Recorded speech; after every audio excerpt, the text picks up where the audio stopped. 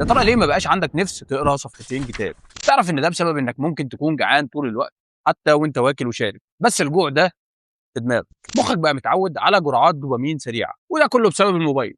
زي ما امك بتقول لك بالظبط، كل اشعار كل شورتس بتتفرج عليه بيديك جرعه دوبامين سريعه. فين بقى المشكله في الموضوع؟ المستقبلات بتاع الدوبامين اللي في مخك بتبدا تتبلد، فالحياه العاديه تبقى ممله، يعني تركيزك يقل ونومك كمان يطير، وده لانك بكل بساطه اتعودت على المتعه اللحظيه والسريعه. طيب ازاي نقدر نتغلب على المشكله اللي بتواجهنا كلنا دي؟